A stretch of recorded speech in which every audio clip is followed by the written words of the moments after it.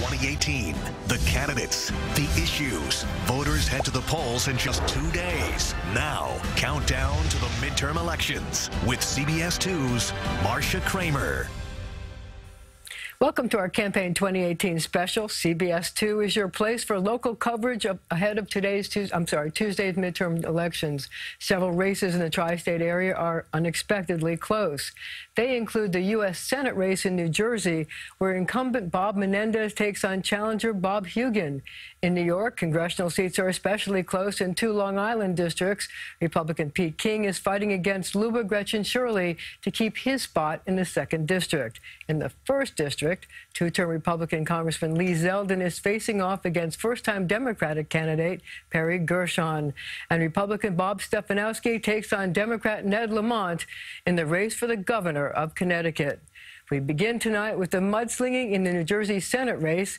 Incumbent Bob Menendez says an attack ad from his challenger is filled with what he says are unproven accusations. What a hypocrite. In the annals of political ads, it's particularly savage. Republican Senate candidate Bob Hugin accusing Senator Bob Menendez of allegedly having sex with underage prostitutes. President Obama's Justice Department had evidence that for several years, Menendez had been traveling to the Dominican Republic to engage in sexual activity with prostitutes, some of whom were minors. Menendez, who spent years battling corruption charges that were eventually dropped following a hung jury, said the allegations in the ad were unproven lies from a desperate Republican campaign, which stoops so low with its bogus lies that it might as well have been directed by Donald Trump himself. And Bob Hugin damn sure knows it. Menendez said fact checkers at the Washington Post, New York Times, and other media outlets also said the ad was unproven, and he's airing his own ad to refute Hugin's ad. Bob Hugin is lying about Bob Menendez. The FBI has found no evidence in this case. And Hugin knows it. This deceitful, despicable attack ad tells you everything you need to know about Republican Bob Hugin, that he's a slimeball, he's a misogynist, and he's a liar. Hugin, who spent over 3 times more than Menendez, insists his ad is true. Everything we put on those ads are completely true and fact-checked. Otherwise, we would not. But he says they're not. But remember, his best friend is a convicted felon. I asked Hugin about the name-calling. He can say all the words he wants. If he lives his life in the gutter, that's his choice. I've lived my life with honor and integrity. This, as a new poll, has Menendez ahead by 7 points, 51 to 44. The race is worrisome for Democrats because New Jersey is a state where the large number of independent voters can determine the outcome. Among independents, Hugin beats Menendez 51 to 44. So the two went head-to-head in their first and only debate last week. Topics included taxes, President Trump, and even their past. CBS 2's Meg Baker has more.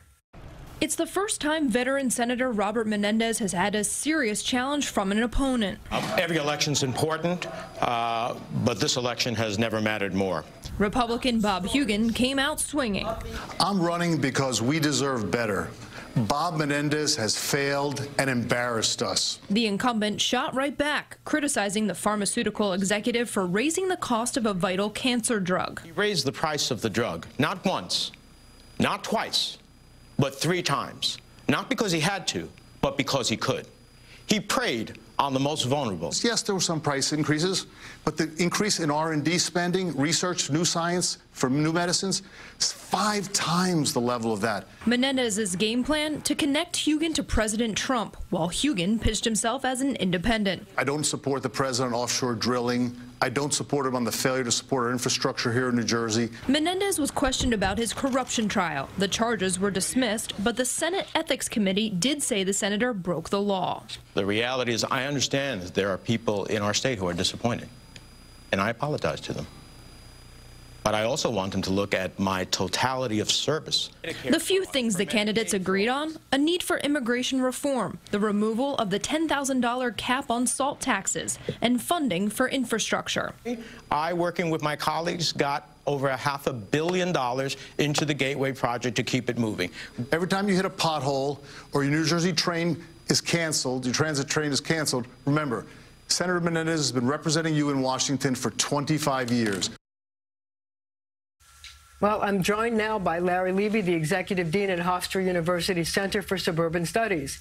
He spent 35 years as a reporter, editorial writer, and columnist, and is a keen observer of the political scene.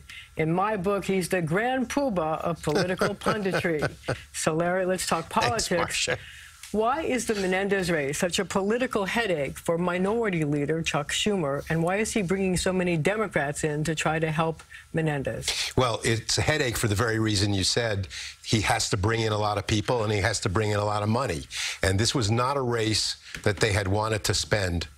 There are a number of other races around the country that Schumer wants to direct his funds and his feet and his bucks. But here's the thing. It's really neck and neck. If you factor in the margin of error, it really is a tight race. So could the incumbent have a chance of pulling an upset?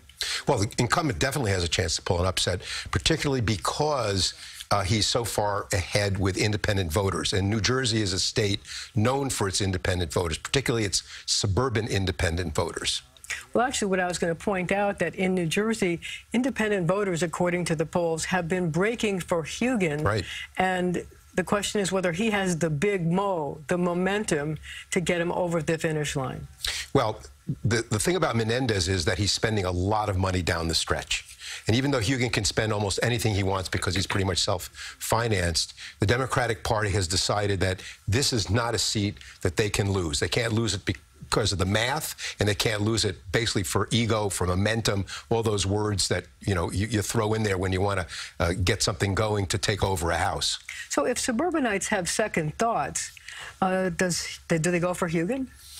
I think that more it'll be people staying home. When a race gets this negative, particularly among suburban voters who really don't like this mud-throwing stuff, he may be able to win by depressing Democratic-leaning independents who say, you know what?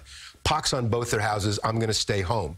And since Democrats far outnumber Republicans, and I would bet that Democratic-leaning independents outnumber Republican-leaning independents, Hugin's best chance is depressing that vote.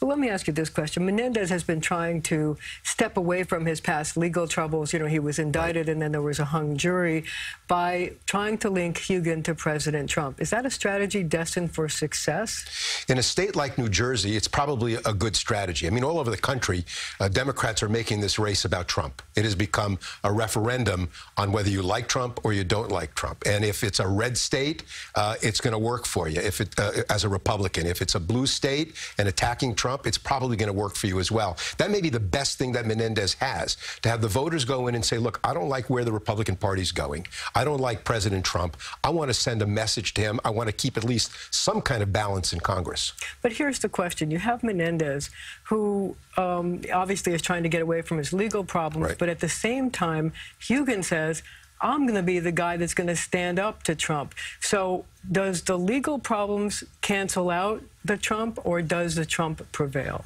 Well, the legal problems have been canceling out a lot of it. It's the red undertow to the so-called blue wave. It has held Menendez back. But it seems that the money that Schumer's throwing into it, the manpower that they're bringing in, has managed to open a bit of a gap. And yes, it is near the margin of error. But if I'm an incumbent, I'll take a 7-point lead with less than a week to go. Okay, well, it's time for a break.